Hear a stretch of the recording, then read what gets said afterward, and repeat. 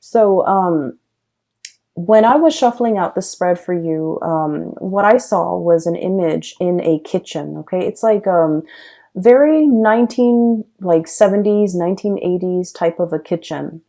The decor, the wallpaper, and things like that is very reminiscent of like the 80s in particular.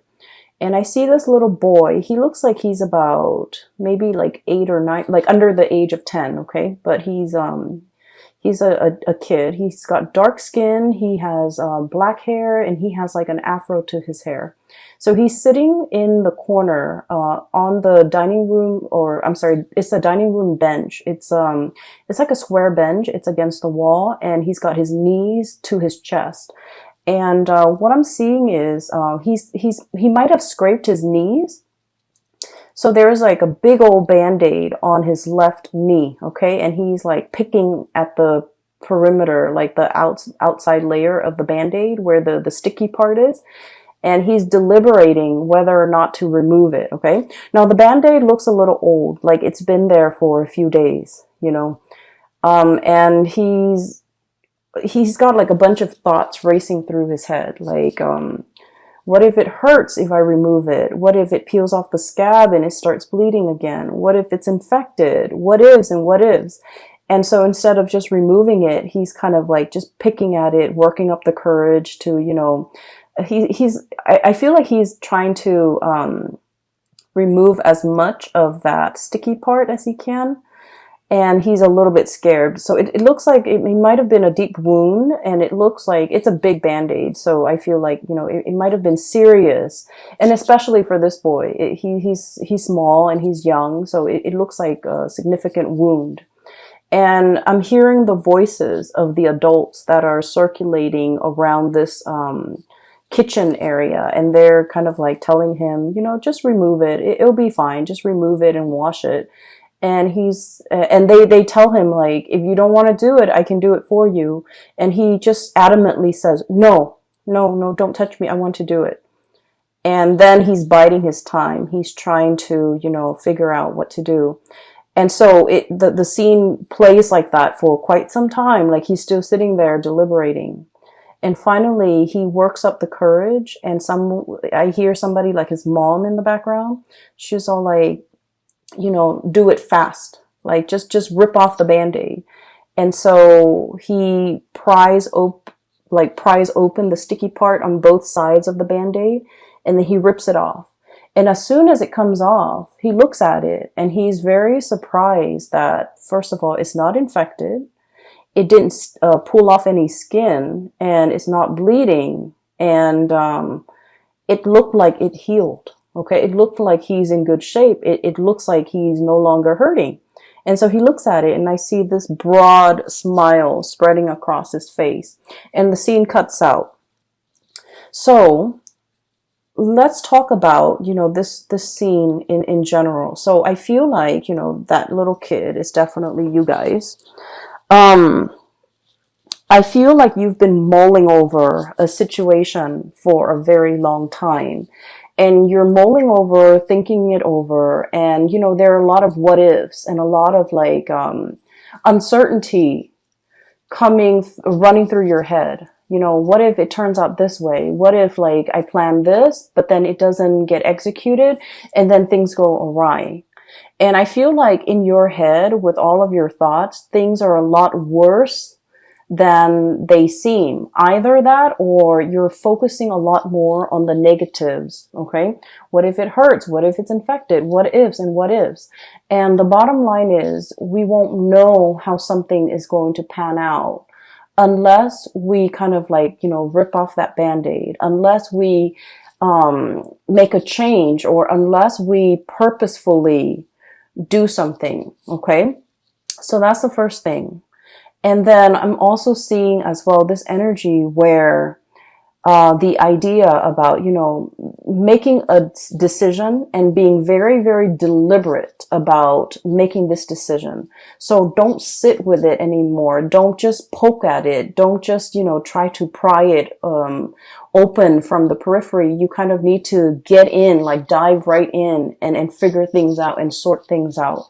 So what I'm seeing here is things are not as bad as they seem. And for some reason, for many of you, you know, being the practical sign that you are, you tend to dwell on, you know, what if things don't go awry? Do I need a plan? What if things go awry? What if things don't go the way I plan? What if things don't come to fruition? Do I need a plan B? Do I need a plan C? And so while you're sitting with these thoughts, I feel like nothing, like no real action is taken in the real world, okay, in the physical. And so this is the month where you really have to think about what is that decision that you've been mulling over for a very long time, and yet you're not really acting on it, okay? So for some of you, what I have here, Ace of Wands, this is a project. This is a work situation, okay? And look at this match. It feels like it has dimmed, okay? It feels like there's no spark left. It just feels to me like it has smoked out, or the flames has been doused out, okay? So I feel like in this situation, you're no longer passionate about the work. You're no longer feeling emotionally fulfilled with the work that you are doing. And I feel that you are going through the motions. You are going through like doing things that are expected of you. And especially, you know, there's a little, this is a pangolin, I believe. And there's a little baby one right here. So this is kind of like obligation, okay? Doing things to pay the bills. Doing things out of that sense of personal responsibility. Doing things so that, you know, because our family depends on us. Because our children depends on us. Because that it's stable and it's pragmatic. Because it's the safer choice, okay? Status quo. This is very, very status quo oriented. And so I feel like for many of you, you're in a job and you have been feeling that this situation has been lackluster for a very long time. And you have been thinking heavily about, you know, a transition, the death card underneath. And I keep seeing this bird here, and what it denotes is like there has been messages, there has been signs, poster boards, just plaster all along the corridors of your life telling you, you know, change is coming, change is imminent, change is required, change is needed. You're no longer feeling emotionally invested in this. It is time for you to do something else. It is time for you to venture off into the new. It is time for you, especially, to close out this cycle. The world is about, you know, things coming to an end, okay? Wrapping things up, jumping into a new phase in your life. But in this context, it's almost like the world is yours for the taking. There will be so many other opportunities out there. It's almost like there's plenty of fish in the sea.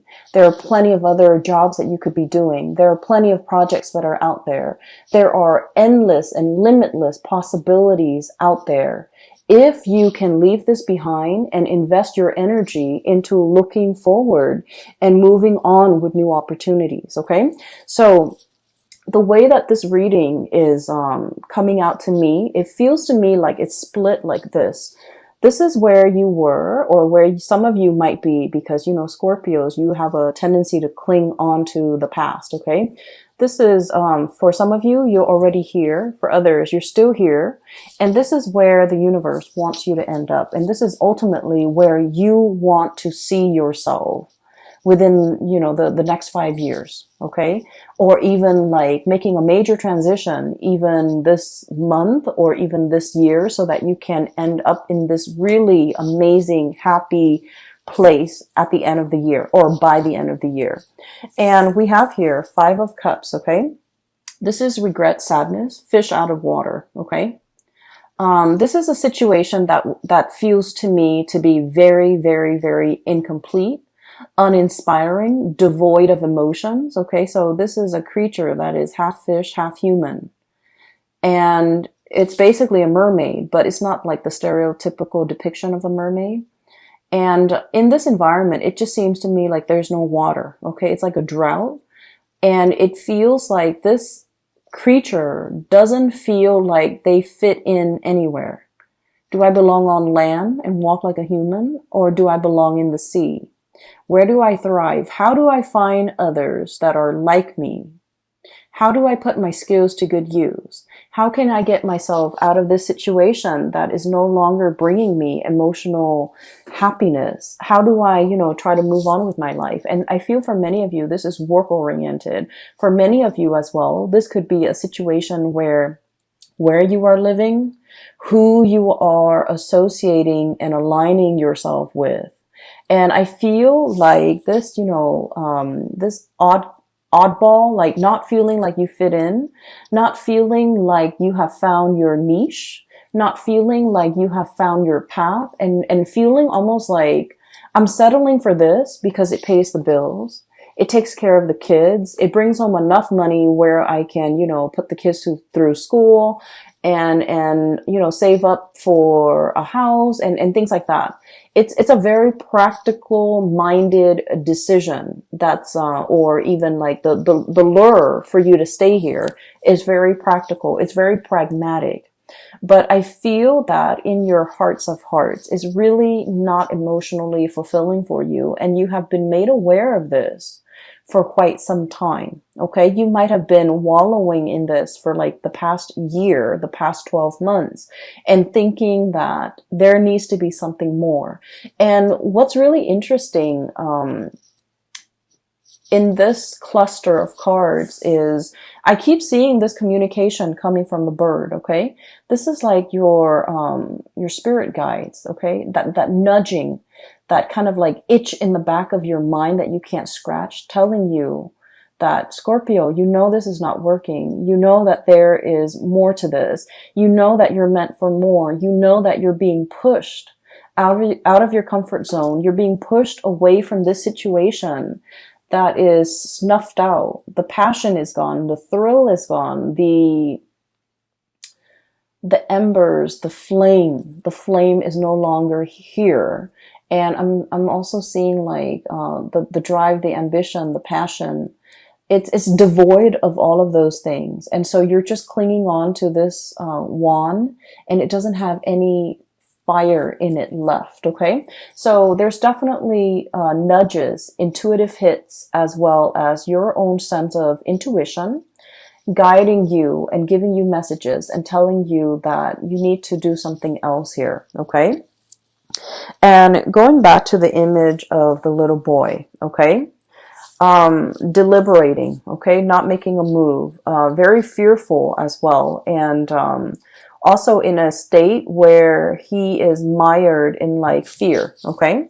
So we have here the Three of Cups. This is a situation where things are going around and round and round in circle. This is like the spin cycle, okay. The spin cycle where things come out in the wash, where we are getting rid of all the gunk, all the debris, all the dust, all the things that can kind of like stain, tarnish, or even make a situation dirty. Okay. So what I'm feeling with this card is you can either, dwell in this environment where things are just going around and around in a circle and there isn't anything new, or you can choose to, finish it up, wrap it up, tear off that Band-Aid. And I feel more than anything with this water energy, Three of Cups, it's your element, which means the executive decision, the swiftness, the deliberateness has to come from you. Okay. No one else can make this change for you. And people can tell you and people can talk to you and try to convince you and persuade you until they're blue in the face. But ultimately, you are your own person. And as a fixed sign, you are also very incredibly stubborn. And as a result of that, you have to arrive at wanting to make this change and wanting to make this decision on your own. And no one is going to be able to get you to do it unless it's coming from you. Okay. So like the weight of the responsibility, I feel, is really bearing down on you. Okay.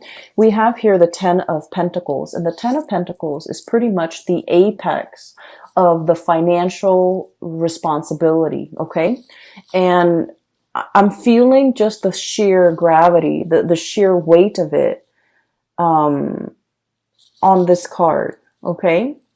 For many of you, this is just like all the things that you have to get in order, okay? Get all your ducks in a row. Get your financial situation sorted out so that you can implement this change, okay? And for some of you, selling a car, trying to, move all of your stuff, trying to pack up boxes, trying to figure out what I need to leave behind and what I need to bring with me to the next phase of my life.